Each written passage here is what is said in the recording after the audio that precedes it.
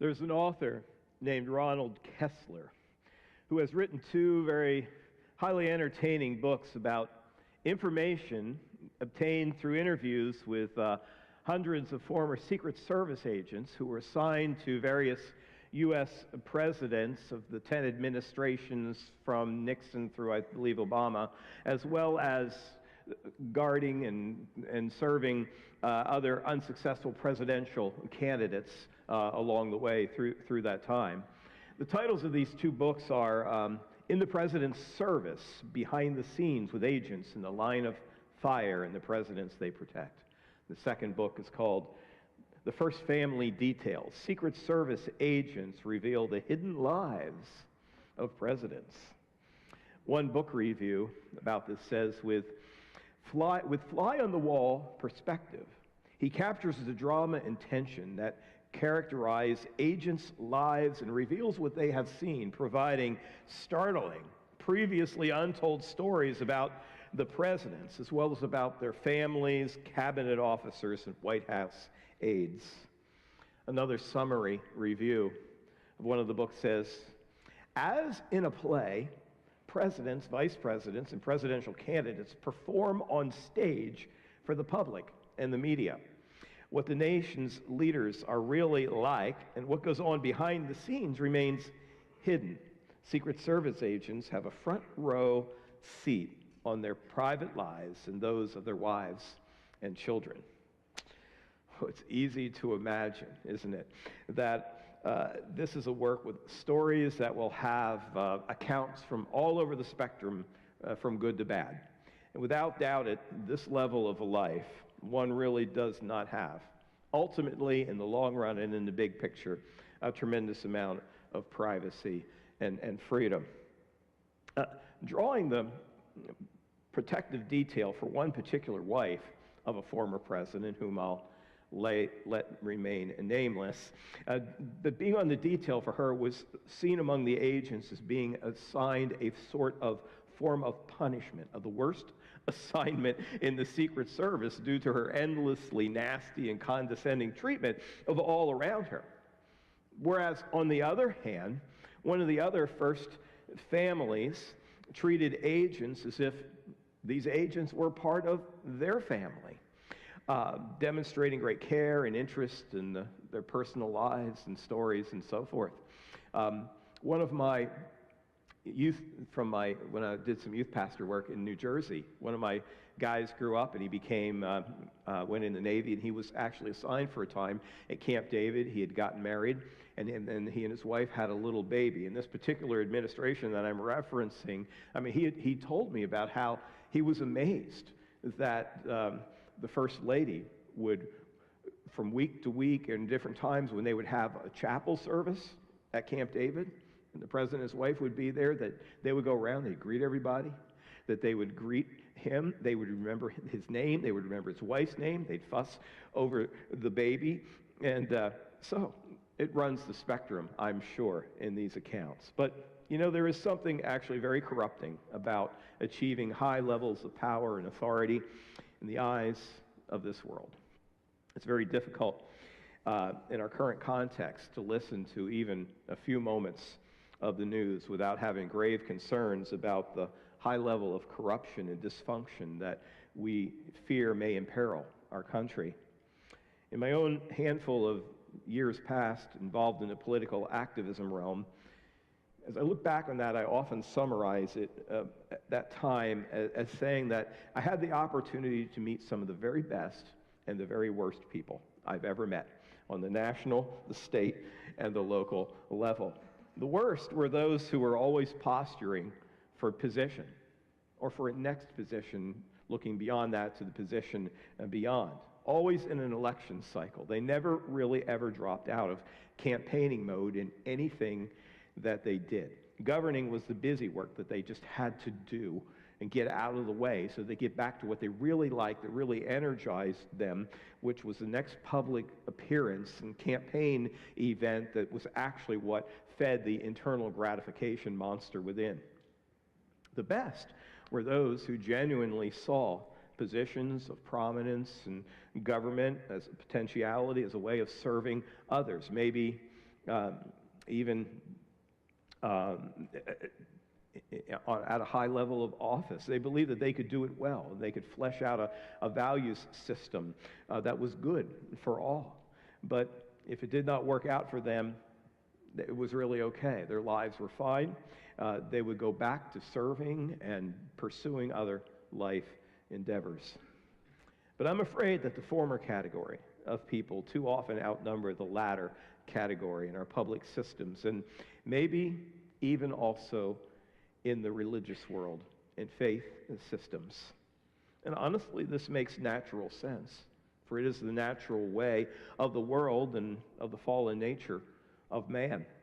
In a word, we might say that seeking personal aggrandizement and positions of honor is intuitive to the nature of who we are, whereas seeking to be lowly and a servant of others is the opposite of that. The word we could use is counterintuitive.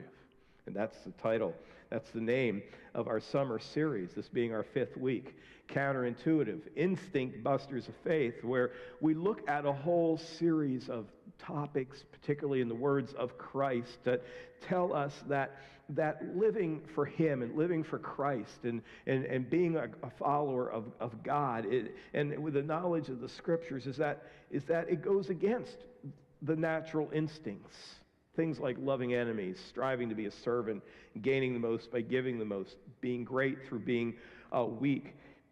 These are themes, of course, that Christ modeled and that we should follow as we take up our cross to follow Him. So, well, here's a big idea to guide us today. Big idea for today is to say this, is that we would think, it would be intuitive, we would think that the ultimate life of ease would involve being constantly served by others, when in fact, true contentment is counterintuitive because it comes from serving others. What is it that makes any person truly happy at a soul level, at the core of one's being? What really would give us contentment and happiness and really minister to us deeply? You know, we might picture it as being on a yacht in the Caribbean, or like at one of those resorts you see advertised all the time where the people have this, they're walking around on this series of docks and sidewalks over water with gazebos and this sort of thing, and where everyone is extraordinarily beautiful. And they're always carrying a drink of some sort, and when they walk, they always walk like this. Okay? Yeah, it's like that. And they're just so relaxed. Life is so good. And it's just the best. It's total happiness. And even when they're sipping their drink in a heart-shaped tub, I mean, we might think that, man, that would be awesome. That would be it. Or maybe if you got more energy, you might think that what would really satisfy is to be in a penthouse office suite in authority with multiple layers of secretaries and administrative staff that anyone would have to go through to even meet with you, you know. Everyone does the work out there, and they just bring you proposals, and you choose between various good proposals to keep the corporation or the government functioning or whatever it is. Maybe you think, man, that would really satisfy to achieve like that. But really, does that satisfy? You know, after a while of hanging out on the water, you get bored with relaxing. And you want to do something different. You want to go somewhere, do something. I mean, you might even want to go to Walmart, you know? And the latter situation, there's just no way to escape the worry that perhaps something's going wrong out of sight and somewhere that will cause the whole empire to collapse. Or perhaps there's someone climbing their own ladder who's gunning for your position. Maybe you've had experiences where you look back in life and remember the core level satisfaction that actually did come to you, surprisingly, when you did something very unusual. Like maybe that time you took off a week from work, and instead of going on vacation, you went on a missions project and served with a relief agency, perhaps our own Evangelical Free Church mission agency. Or maybe you realize that though you're not dissatisfied at work, you actually have a greater anticipation day in and day out for the things that you do in serving with a local youth ministry organization or something of that sort, or the sending agency of a missionary working in a third world country, and just writing a check to that gives you a fulfillment that you're doing that. Or maybe even you find yourself excited about serving in the local church. It could come to that, you know. So yeah, all of that's counterintuitive, but it's also being like Christ, to serve others rather than to be served and to be in authority. And that's the teaching of Jesus that we look at today. And actually what we're going to do today is talk ourselves between two passages in Matthew's Gospel in chapters 20 and 23, alternating just a bit between the two of them. But we begin in Matthew in chapter 20. And the first thing we see as we look at these teachings of Christ, the first thing we see is to say this, that it is the natural desire of the flesh to seek prominence and self-centered aggrandizement and fulfillment. This is the natural desire that it's just within us in our fallen sinful nature. Indeed, the natural tendency of our self-preservation is self-centered flesh to be very oriented toward seeing our own success is very much there. And that's nothing new. It was happening regularly, even within the inner circle of Christ's followers, of his disciples. In Matthew 20, beginning in verse 20 today, we see this. It says, "Then the mother of Zebedee's sons came to Jesus with her sons, kneeling down, and asked a favor of him. 'What is it you want?' he asked. She said, 'Grant that one of these two sons of mine may sit at your right and the other at your left in your kingdom.'" Okay, so these sons. Who are these sons? These are two disciples. We know them as James and John, known to us as the sons of Zebedee from the time of their calling to drop things and to follow Christ. So here's the wife of Zebedee coming to Christ with a special request. And women in this culture were especially listened to and honored, and to ask such things, and with a heart and desire to fulfill them. I mean, isn't it just kind of a mom thing to do, right? You know, I could certainly picture my mother doing something like this. In fact, as I think back on it, she did stuff like this all the time when I was growing up. I was growing up and I was becoming increasingly involved in the music area of life, which she was anticipating that I would be, and pushing toward it. And, I thought it was really kind of cool, but a little odd that I kept getting discovered by these local choral directors with choral societies and ensemble groups and things like that. I was always being asked by people to come be a part of things. Well, I found out after a while it's because Mom called them and put them up to it. And so to get me involved, and I remember one of them was just like this 100-person choral group. And I remember there was one other girl from my high school who was in it, and me, and everybody else was like from that perspective, really, really old people. Not as old as I am now, but old people. And and I remember we were on this stage. I've thought of this coming up the road. I think this is a funny story, so bear with me. We had 12 anthems that we were doing, and they're like little booklets. They come in little booklets, and I had the 12 of them with 3 clips. I put hole punch, and I had 3 metal circle things there to hold them together, but no book kind of thing.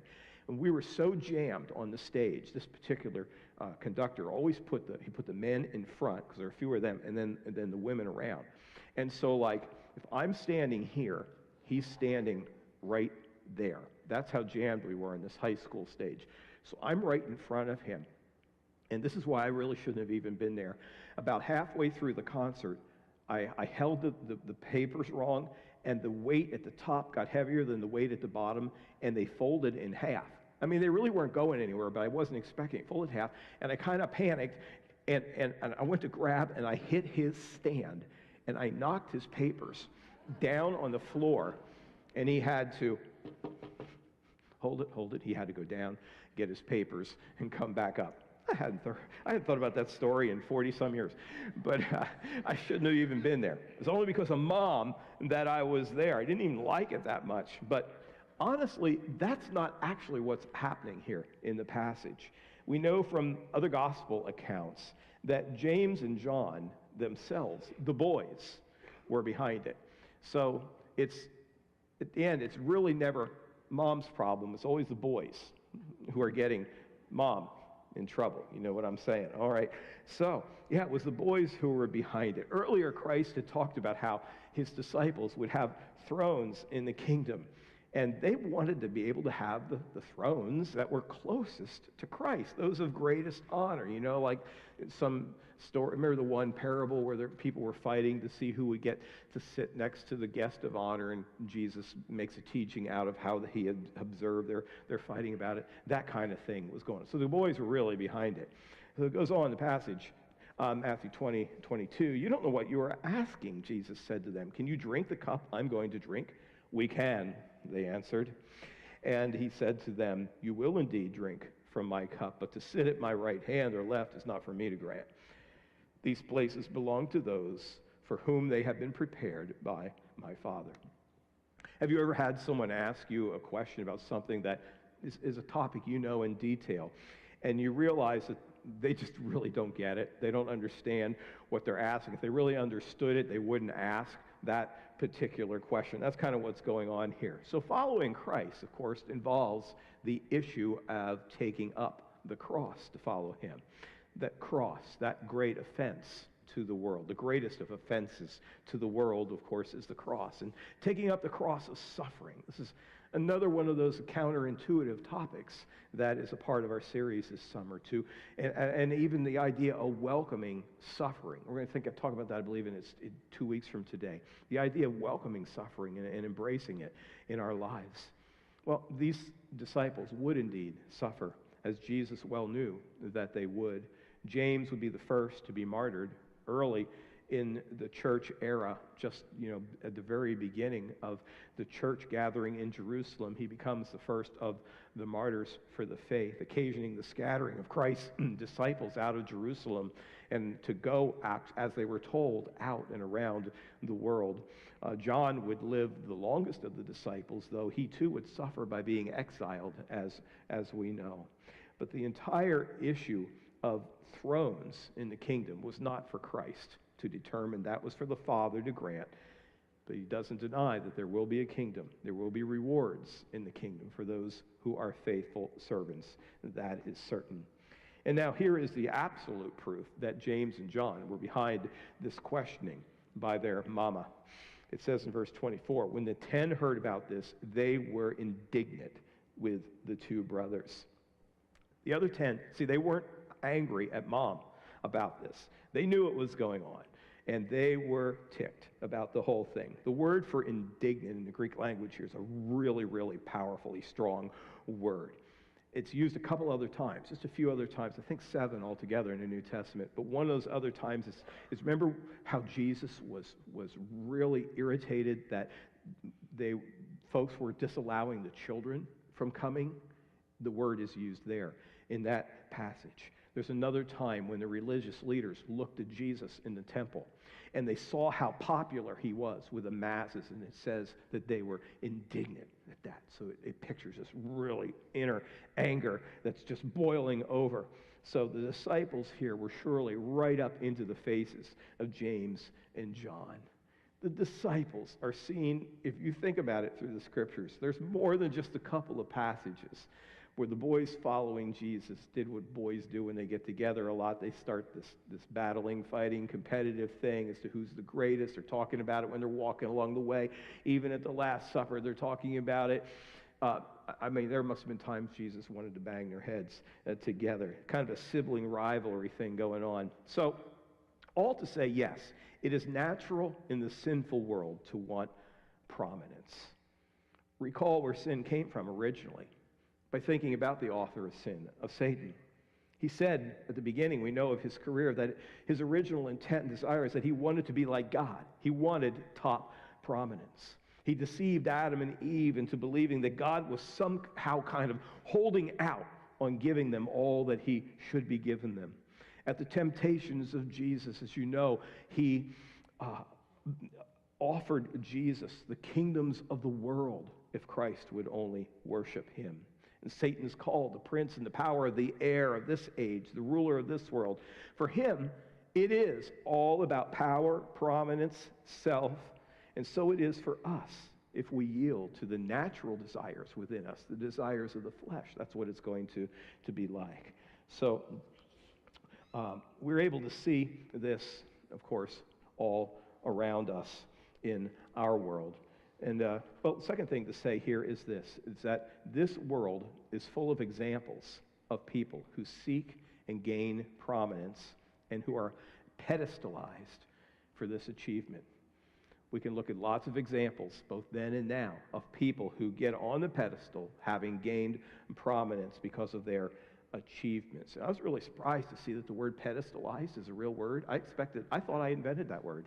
But it didn't get kicked out by the spell check, and I looked it up, and it's actually a real word. I was surprised by that.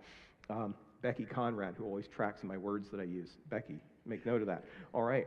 Hey, here's what it says, verse 25. Jesus called them together and said, "You know that the rulers of the Gentiles lord it over them, and their high officials exercise authority over them." So looking at the people of the world, the Gentile rulers of the world, he says they're into this prominence thing. And we already talked about that, of course, in our introduction today. It's nothing new. It's not something that is merely the outworking of a modern age of hedonism and a typical modern culture. It has always been this way for vast numbers of people in secular leadership in this world. And over the years, some have accomplished this, of course, through military powers and dictatorships. Others have done it in more subtle ways of wielding power and influence. So the phrase here, lorded over them, again, going to a Greek word, it's a really cool Greek word. It's got 15 letters in it. It's actually putting a bunch of different words together of kind of lord. The whole idea, it's translated well, lording it over. It's kind of having an influence over. And then a little bit later, the whole idea of exercising authority over them in the passage. This is a 16-letter Greek word of other words put together and combined they're really cool way. And we could translate, if we were doing a modern version, we could translate that phrase this way, that they were really into throwing their weight around.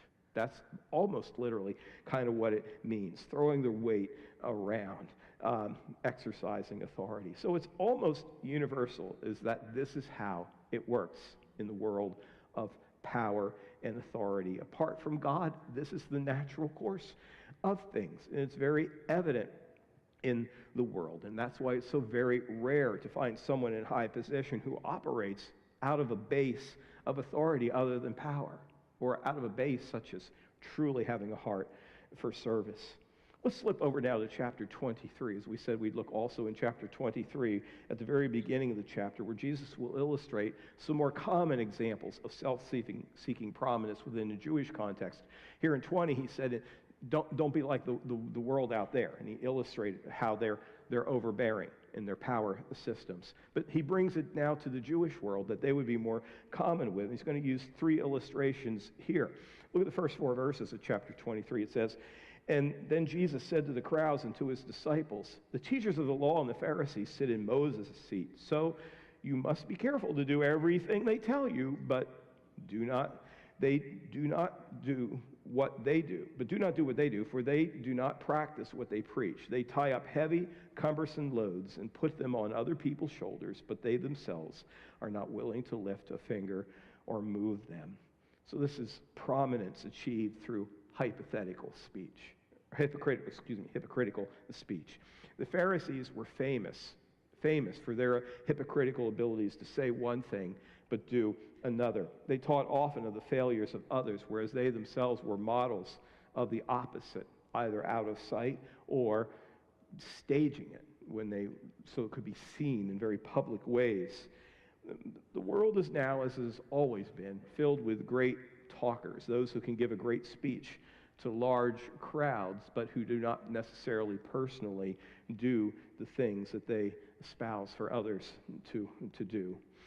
Perhaps exhibit A of that is the whole televangelist world, or the megachurch pastor world, the one who gets his thousands of followers to send their seed for a great harvest in their lives, while he himself is enriched by these own seeds into an extravagant lifestyle. We've spoken much about the political world today, but they've earned it. While taxing one half of the masses and preaching to the other half of their joyful, sacrificial support, they themselves, though, never take cuts to their own compensation. And it's shocking to see how many of them, in positions of a power where they've been entrenched for even decades, live extravagant lives, fantastically wealthy from the accumulation that they've received over their years of influence. Goes on for another idea here in verses 5 to 7. It says, everything they do is done for people to see. They make their phylacteries wide and their tassels on their garments long. They love the place of honor at banquets and at the most important seats in the synagogues. They love to be greeted with respect in the marketplace and to be called rabbi by others. So what this is talking about is prominence achieved through visual appearance. Phylacteries, these are boxes where they put scriptures in and they tie them on their arms or on their heads. But again, with the Pharisees, they just did it at a level above and beyond what anyone else ever did. So it was really, really obvious how godly they were by this. The idea of tassels on their garment. Now, it wasn't wrong to have phylacteries in the day. It wasn't wrong to have tassels, but they did it at a level that was above and beyond, drew attention to them so that people go, wow. You can just see the godliness that is here. And so it's prominence through visual appearance. It talks about places of honor. They're always cognizant of being seen with important people in important places. Again, I think back to the political world. And so often in the political world, when there's a fundraising event for someone important who comes to town, there'll be a dinner or an event, and there's the basic entry to that.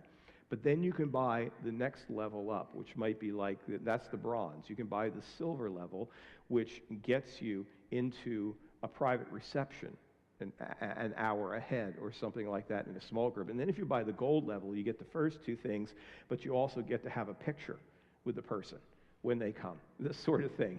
And so it's the whole idea of being thought of and seen, being thought of well by being seen with people of prominence. The rabbis, they would have had gold level tickets for sure. They would have had impressive LinkedIn accounts. They would have found themselves constantly looking to be with people who are the movers and shakers, looking to develop important relationships with folks like that. And the rabbis really liked the titles that they had, particularly that title, rabbi, which means teacher. Look at verses 8 through 10. It says, but you, and that word is emphasized in the Greek by being thrown first in a sentence. In reading in Greek, it say, you. That's how you don't be like that. Don't want to be called rabbi, for you have one teacher, and you are all brothers. And do not call anyone on earth father, for you have one Father, and he is in heaven. Nor are you to be called instructors, for you have one instructor, the Messiah. And so this third category that was seen in the Jewish world was prominence achieved through grandiose titles.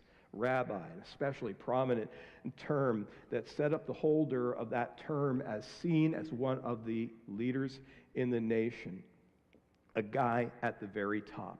But Jesus says there's one teacher.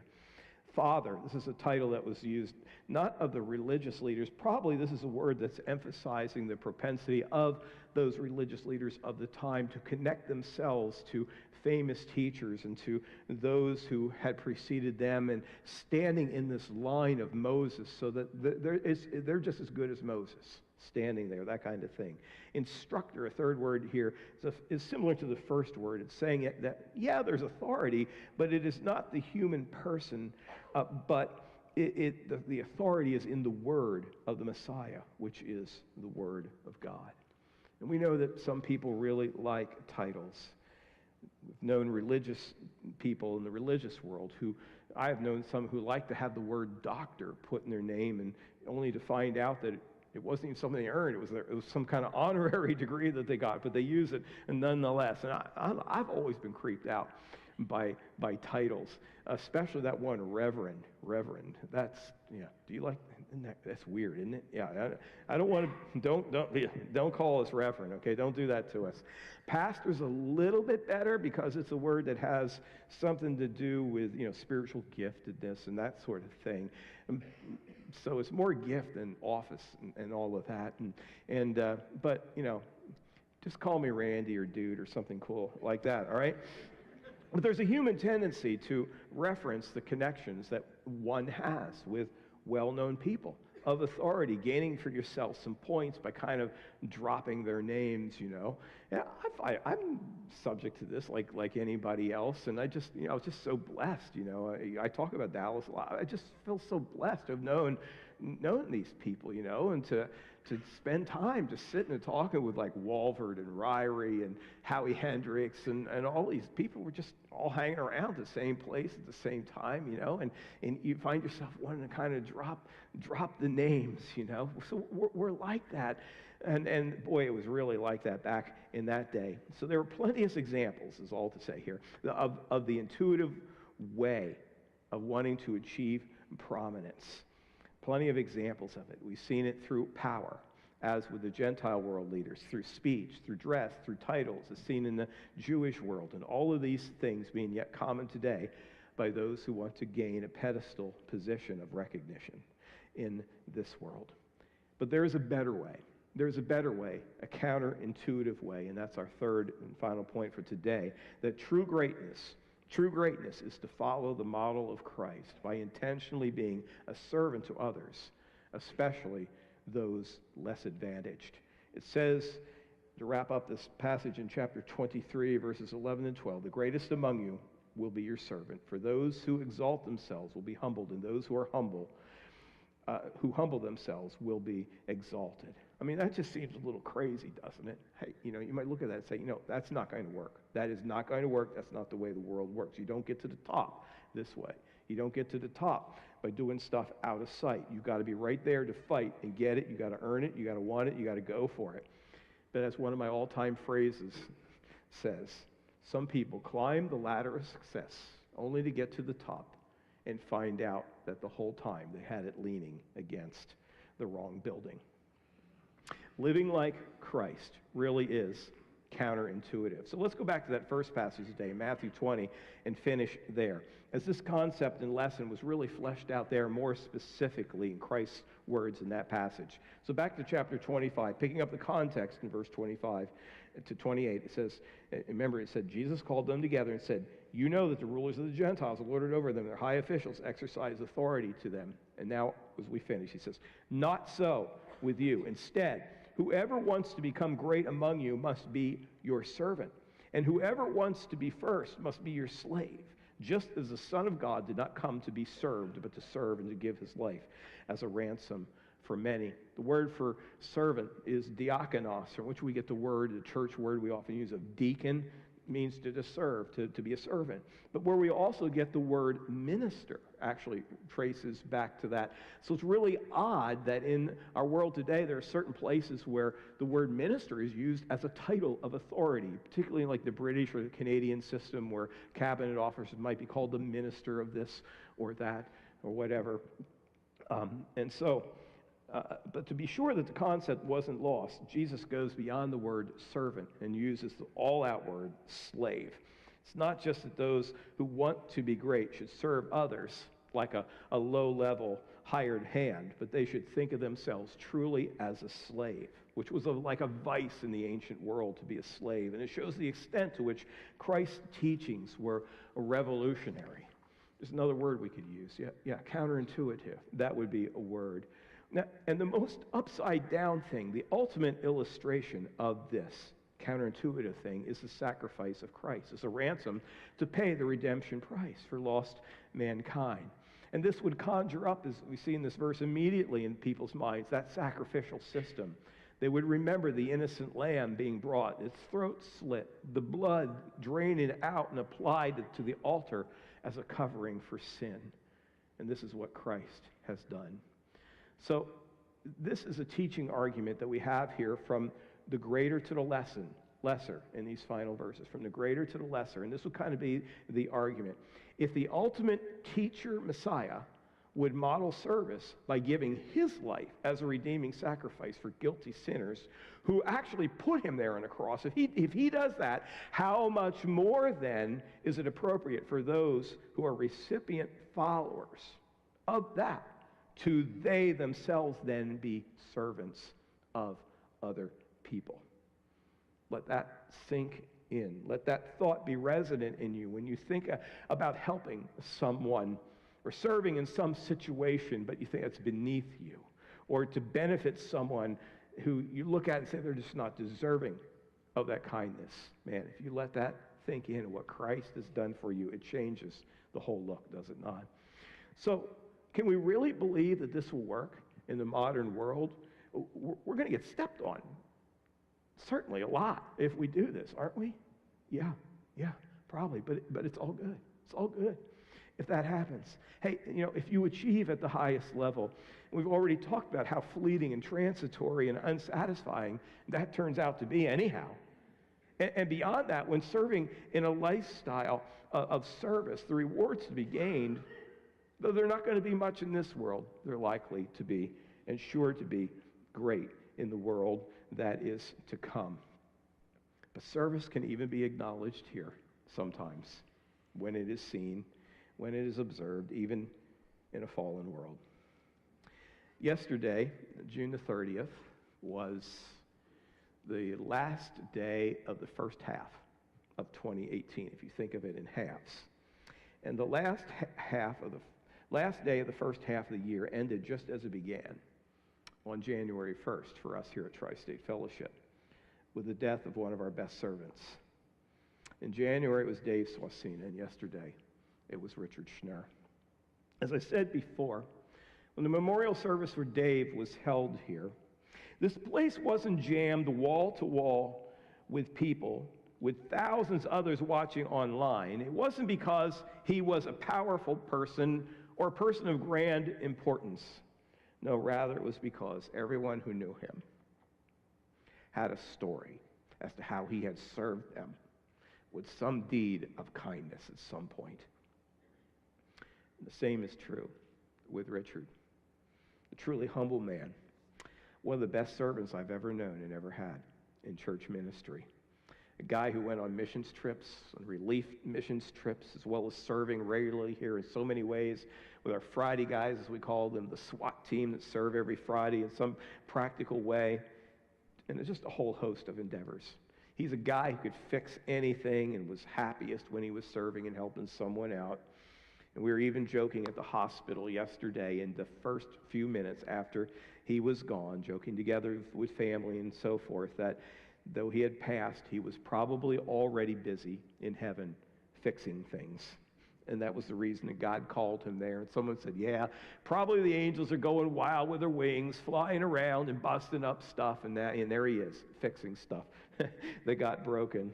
Truly, those folks who are high-powered achievers through worldly means in the world may be honored to some degree. Likely their power-mongering proclivities are at least, though mildly spoken of, as character quirks and flaws that they were driven to achievement. But those who are known to be servants are the ones who are most likely, even in a fallen world, to be most warmly remembered. And beyond that, they are the ones who will indeed be most remembered in the place where it really counts. And so we can serve others confidently, trusting God with the results, believing that this is the route to contentment, to true contentment. Father, help us to have that kind of counterintuitive thought, that as we might hope to find satisfaction and your blessing, that the route to it comes at the lowest places, through the least, through serving. Give us confidence in that and boldness to be those kinds of people, we pray. In Jesus' name, amen.